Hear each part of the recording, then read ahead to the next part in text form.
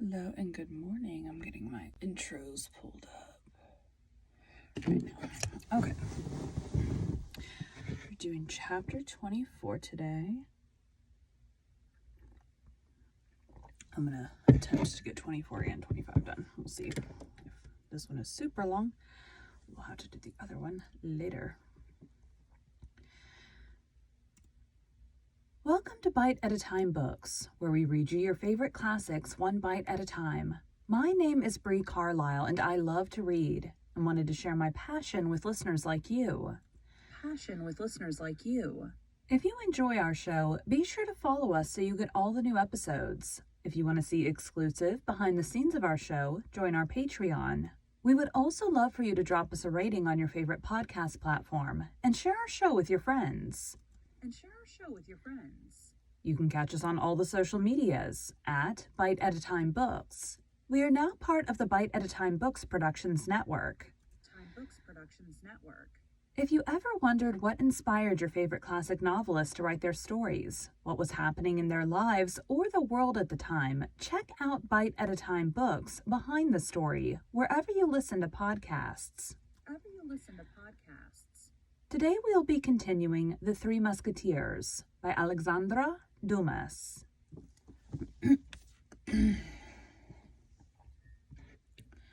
Throat is not awake yet.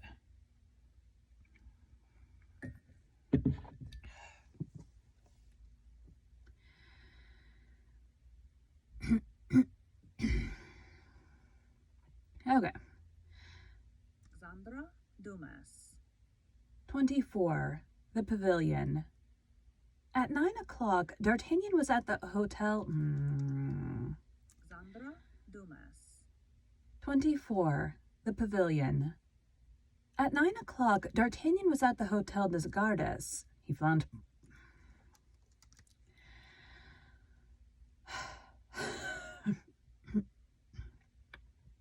Alexandre Dumas. 24. The Pavilion. At 9 o'clock, D'Artagnan was at the Hotel des Gardes. He found Planchet already. The fourth horse had arrived. Planchet was armed with his musketoon and a pistol. D'Artagnan had his sword and placed 2 pistols in his belt, then mounted and departed quietly. It was quite dark, and no one saw them go out. Planchet took place beside...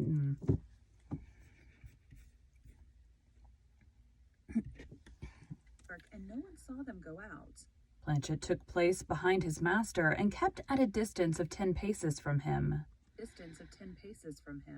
D'Artagnan crossed the quays, went out by the gate of La Conférence, and followed the road, much more beautiful then than it is now, which leads to St. Cloud.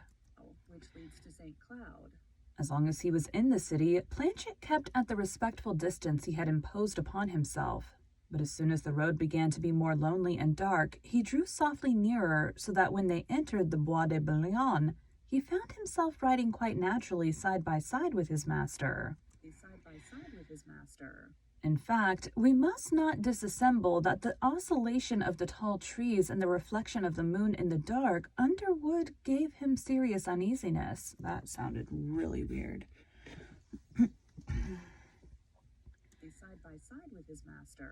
In fact, we must not disassemble that the oscillation of the tall trees and the reflection of the moon in the dark underwood gave him serious uneasiness. D'Artagnan could not help perceiving that something more than usual was passing in the mind of his lackey, and said, "Well, Monsieur Planchet, what is the matter with us now?" "Do you think, Monsieur, that woods are like churches?" "How so, Planchet?" "Because we dare not speak aloud in one or the other."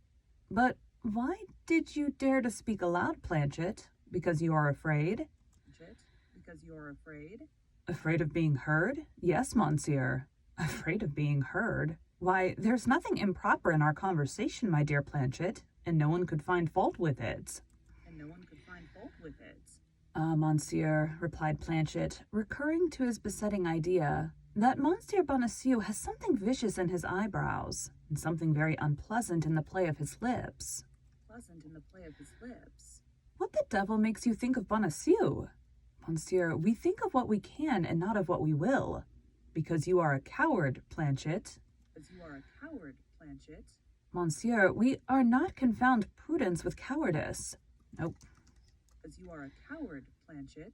Monsieur, we must not confound prudence with cowardice. Prudence is a virtue. And you are very virtuous, are you not, Planchet? Virtuous, are you not, Planchet? Monsieur, is that not the barrel of a musket which glitters yonder?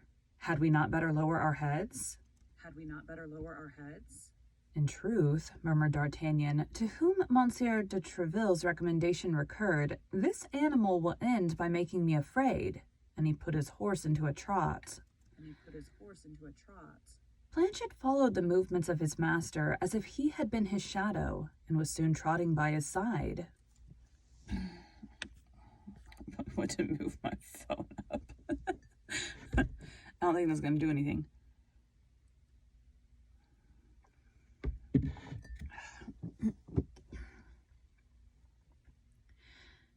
Was soon trotting by his side. Are we going to continue this pace all night? Asked Planchet. No, you are at your journey's end. How, monsieur? And you? I am going a few steps further. And monsieur leaves me here alone? You are afraid, Planchet?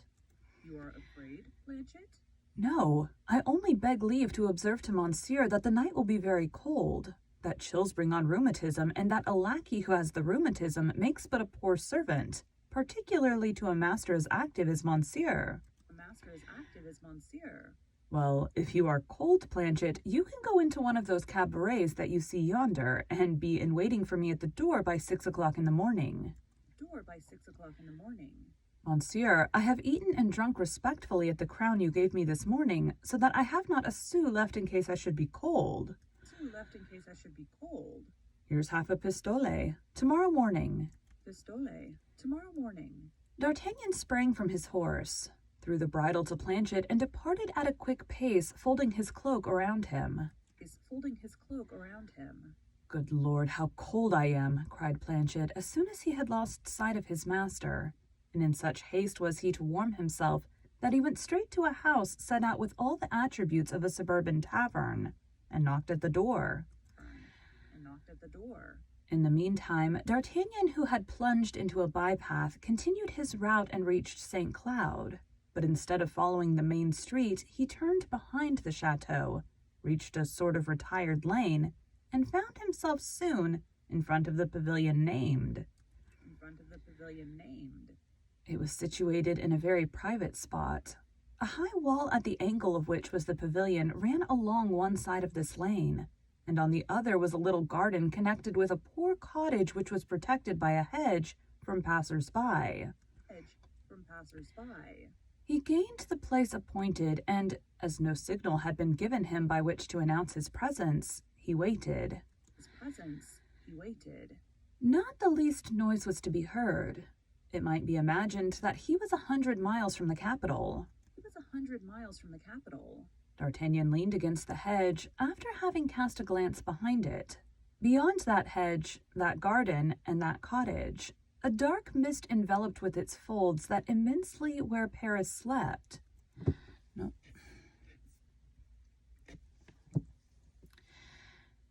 Having cast a glance behind it.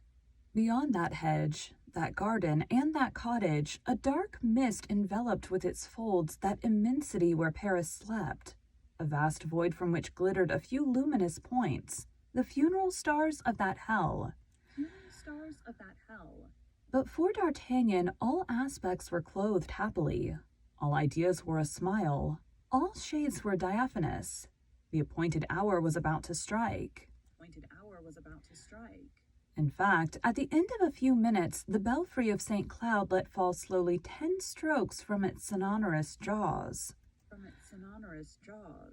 There was something melancholy in this brazen voice pouring out its lamentations in the middle of the night. But each of those strokes, which made up the expected hour, vibrated harmoniously to the heart of the young man.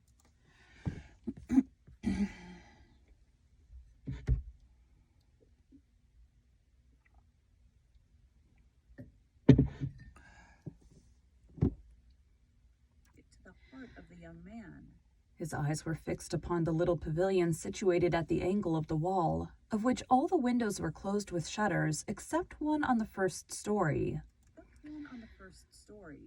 Through this window shone a mild light which silvered the foliage of 2 or 3 linden trees which formed a group outside the park.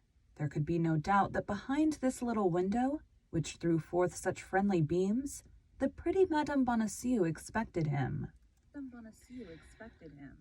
Wrapped in this sweet idea, D'Artagnan waited half an hour without the least impatience, his eyes fixed upon that charming little abode of which he could perceive a part of the ceiling with its gilded moldings, attesting to the elegance of the rest of the apartment.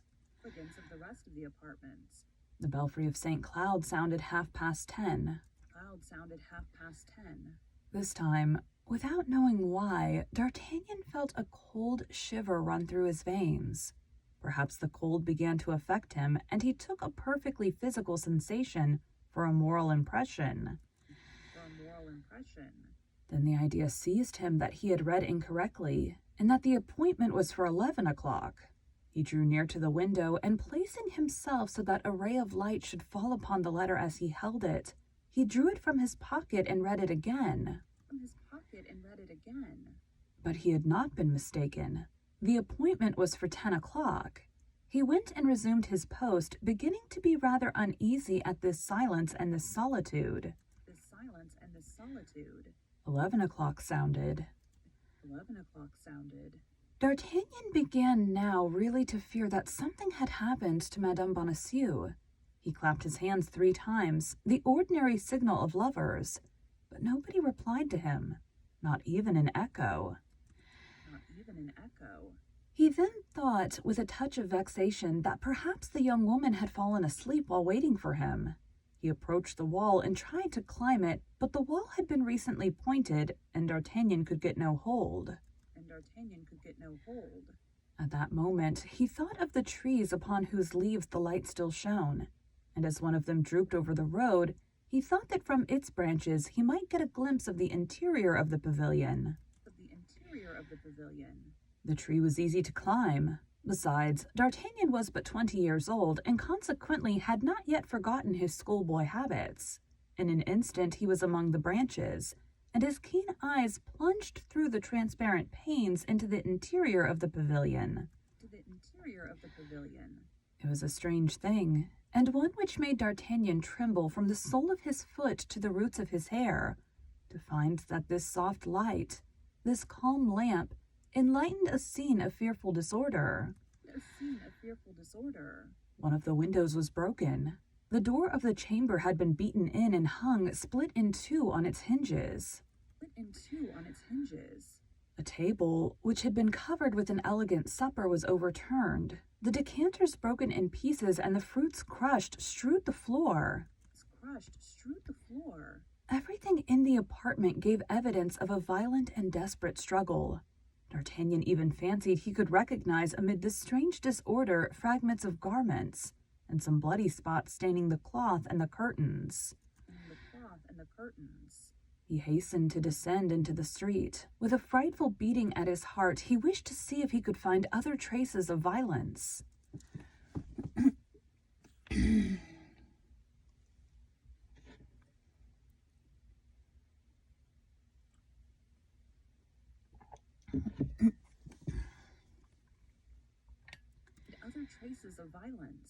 The little soft light shone on in the calmness of the night. D'Artagnan then perceived a thing that he had not before remarked, for nothing had led him to the examination, that the ground, trampled here and hoof-marked there, presented confused traces of men and horses. Besides, the wheels of a carriage, which appeared to have come from Paris, had made a deep impression in the soft earth, which did not extend beyond the pavilion, but turned again toward Paris.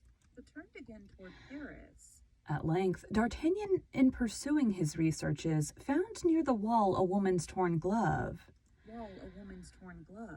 This glove, wherever it had not touched the muddy ground, was of This glove, wherever it had not touched the muddy ground, was of irreproachable odor. It was one of those perfumed gloves that lovers like to snatch from a pretty hand. To snatch from a pretty hand. As D'Artagnan pursued his investigations, a more abundant and more icy sweat rolled in large drops from his forehead. His heart was oppressed by a horrible anguish. His respiration was broken and short.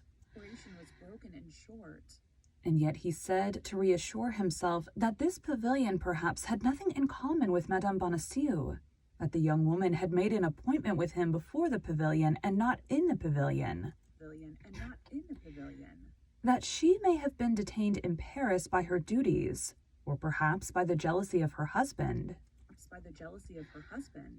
But all these reasons were combated, destroyed, overthrown by that feeling of intimate pain which, on certain occasions, takes possession of our being. And cries to us so as to be understood unmistakably that some great misfortune is hanging over us. Then D'Artagnan became almost wild. He ran along the high road, took the path he had before taken, and reached the ferry, interrogated the boatman.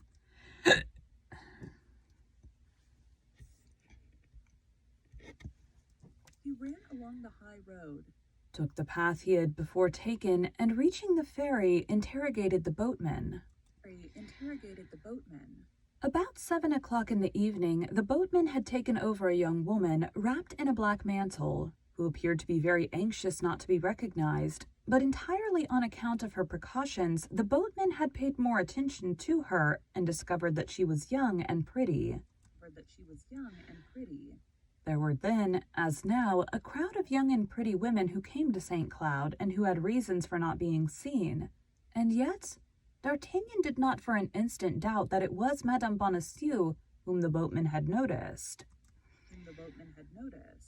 D'Artagnan took advantage of the lamp which burned in the cabin of the ferryman to read the billet of Madame Bonacieux once again, and satisfy himself that he had not been mistaken, that the appointment was at St. Cloud and not elsewhere.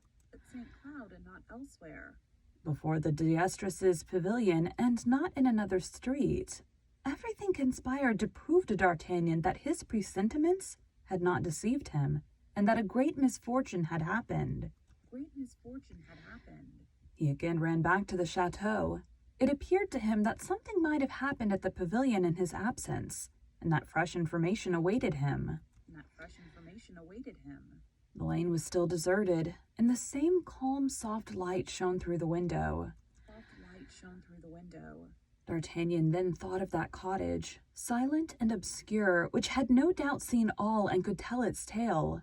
The gate of the enclosure was shut, but he leapt over the hedge, and in spite of the barking of a chained-up dog, went up to the cabin. No one answered to his first knocking. A silence of death reigned in the cabin as in the pavilion, but as the cabin was his last resource, he knocked again. It soon appeared to him that he heard a slight noise within, a timid noise which seemed to tremble lest it should be heard.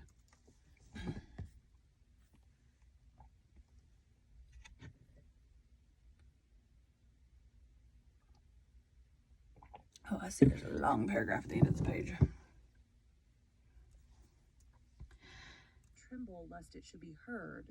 Then D'Artagnan ceased knocking, and prayed with an accent so full of anxiety and promises, terror and cajolery, that his voice was of a nature to reassure the most fearful. At length, an old, worm-eaten shutter was opened, or rather pushed ajar, but closed again as soon as the light from a miserable lamp which burned in the corner had shone upon the baldric, sword belt, and pistol pommels of D'Artagnan.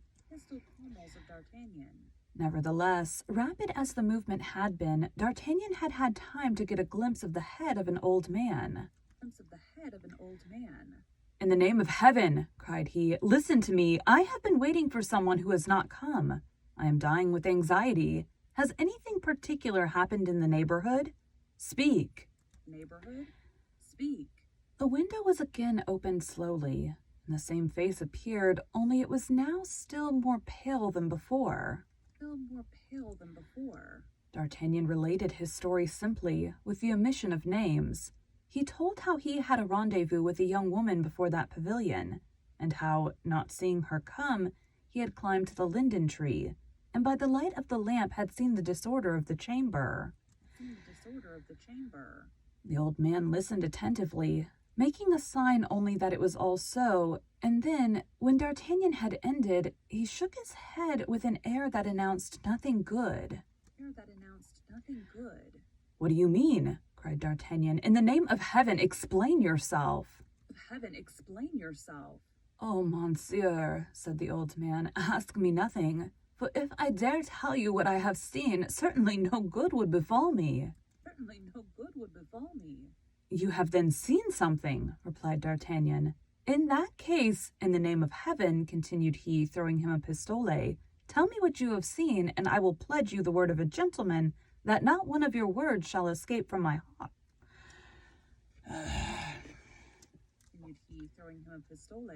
"Tell me what you have seen, and I will pledge you the word of a gentleman that what—"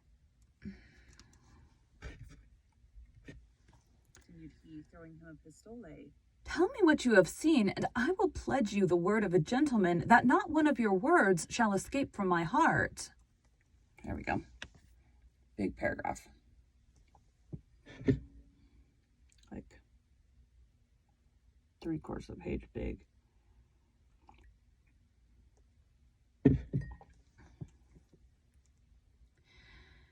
"Words shall escape from my heart." The old man read so much truth and so much grief in the face of the young man that he made him a sign to listen, and repeated in a low voice, "It was scarcely 9 o'clock when I heard a noise in the street, and was wondering what it could be. When on coming to my door, I found that somebody was endeavoring to open it. As I am very poor and am not afraid of being robbed, I went and opened the gate and saw 3 men at a few paces from it. In the shadow with a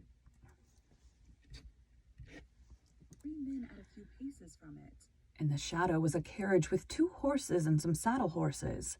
These horses evidently belonged to these 3 men who were dressed as cavaliers." "Ah, my worthy gentleman," cried I, "what do you want?" "You must have a ladder," said he, who appeared to be the leader of the party. "Yes, monsieur, the one with which I gather my fruit. Lend it to us and go into your house again. There is a crown for the annoyance we have caused you. Only remember this, if you speak a word of what you may see or what you may hear, for you will look and you will listen, I am quite sure, however we may threaten you, you are lost." At these words he threw me a crown, which I picked up, and he took the ladder. After shutting the gate behind them, I pretended to return to the house, but I immediately went out a back door, and stealing along in the shade of the hedge, I gained yonder clump of elder, from which I could hear and see everything. The 3 men brought the carriage up quietly and took out of it a little man, stout, short, elderly, and commonly dressed in clothes of a dark color, who ascended the ladder very carefully, looked suspiciously in at the window of the pavilion, came down as quietly as he had gone up, and whispered, "It is she." Immediately, he who had spoken to me approached the door of the pavilion, opened it with a key he had in his hand, closed the door, and disappeared, while at the same time the other 2 men ascended the ladder. The little old man remained at the coach door. The coachman took care of his horses. The lackey held the saddle horses. All at once great cries resounded in the pavilion, and a woman came to the window and opened it, as if to throw herself out of it. But as soon as she perceived the other 2 men, she fell back and they went into the chamber. Then I saw her no more, but I heard the noise of breaking furniture.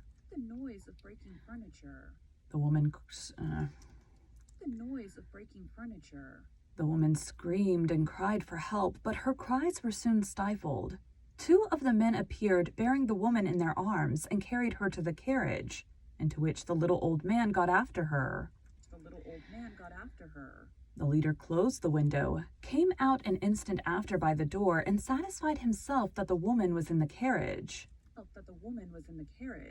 His 2 companions were already on horseback. He sprang into his saddle. The lackey took his place by the coachman. The carriage went off at a quick pace, escorted by the 3 horsemen, and all was over.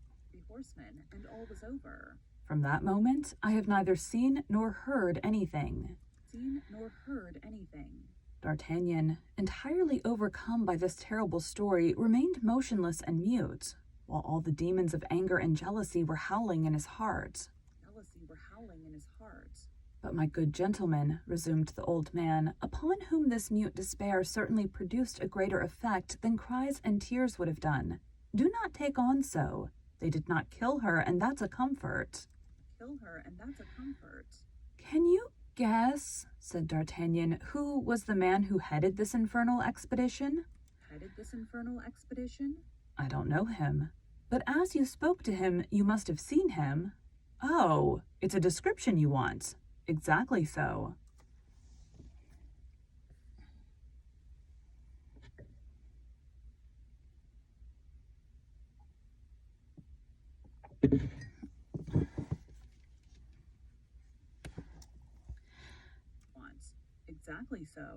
A tall, dark man with black mustaches, dark eyes, and the air of a gentleman. That's the man, cried D'Artagnan. Again forever he is my demon, apparently. And the other? Which? The short one. Oh, he was not a gentleman, I'll answer for it. Besides, he did not wear a sword, and the others treated him with small consideration. Some lackey, murmured D'Artagnan. Poor woman, what have they done with you? You have promised to be secret, my good monsieur, said the old man, and I renew my promise. Be easy, I am a gentleman. A gentleman has but his word, and I have given you mine.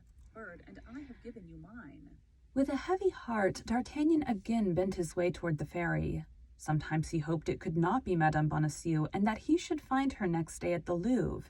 Sometimes he feared she had an intrigue with another, who, in a jealous fit, had surprised her and carried her off. His mind was torn by doubt, grief, and despair. Oh, if I had my 3 friends here, cried he, I should have, at least, some hopes of finding her. But who knows what have become of them? It was past midnight. The next thing was to find Planchet. D'Artagnan went successfully into all the cabarets in which there was a light, but could not find Planchet in any of them. At the 6th, he began to reflect that the search was rather dubious. D'Artagnan had appointed 6 o'clock in the morning for his lackey, and wherever he might be, he was right. Besides, it came into the young man's mind that by remaining in the environs of the spot on which this sad event had passed, he would perhaps have some light thrown upon the mysterious affair. At the 6th cabaret, then, as we said, D'Artagnan stopped, asked for a bottle of wine of the best quality, and placing himself in the darkest corner of the room, determined thus to wait till daylight. But this time again, his hopes were disappointed, and although he listened with all his ears, he heard nothing amid the oaths, coarse jokes, and abuse which passed between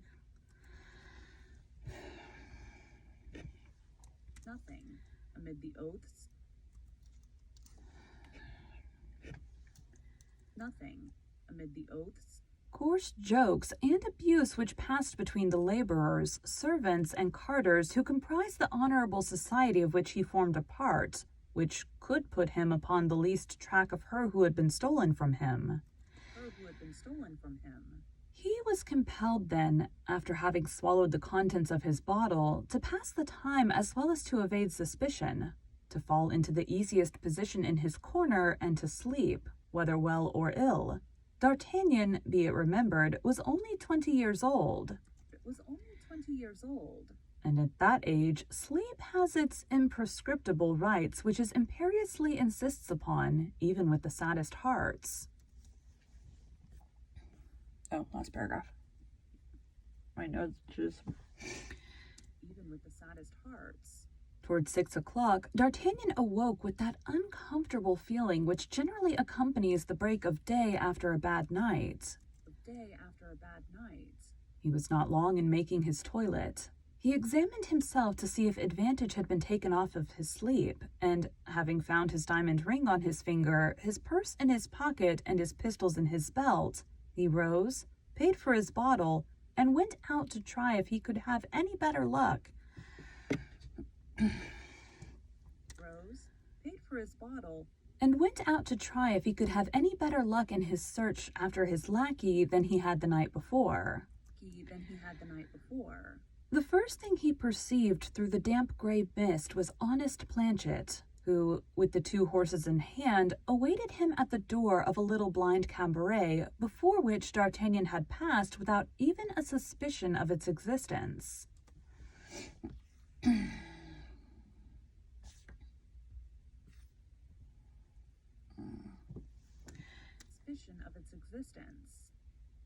Thank you for joining Bite at a Time Books today, while we read a bite of one of your favorite classics. If you enjoy our show, be sure to follow us so you get all the new episodes. If you want to see exclusive behind the scenes of our show, join our Patreon. We would also love for you to drop us a rating on your favorite podcast platform and share our show with your friends. You can catch us on all the social medias at Bite at a Time Books. Also, be sure to check us on our website, www.biteatatimebooks.com.